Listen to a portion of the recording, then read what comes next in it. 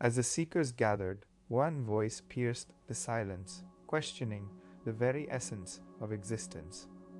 Why do you seem so untroubled by poverty and pain? Maharaj replied, what difference does wealth make to the essence of being? I am what I am. I am neither rich nor poor. The questioner looked puzzled, still grappling with the contrast between their own struggles and Maharaj's calm demeanor. Yet you feel pleasure and pain, just like us. Maharaj's eyes sparkled with understanding.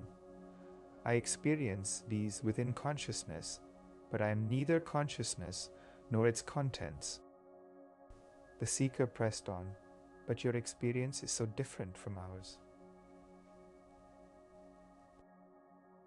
Maharaj calmly explained, my experience is not different. It is my evaluation that changes. We all see the world through our self-identity. The tension thickened as the seeker challenged. You are a point of light, yet not everyone sees it that way.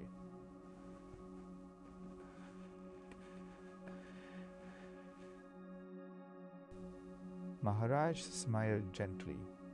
There is no difference between you and me, except in my knowing myself. I am all, and I know it for certain. Doubt lingered in the air as the seeker responded, so we still differ. Maharaj replied, no, the difference exists only in the mind, a temporary illusion. In the silence that followed, Maharaj continued, at the root of all creation lies desire, feeding the illusion of separation. He encouraged the seekers to find the permanent within the fleeting, to seek clarity amidst chaos. You must learn to see instead of merely staring, to witness your mind without attachment, he urged. Maharaj emphasized the importance of attention, saying, attention is the key to transformation.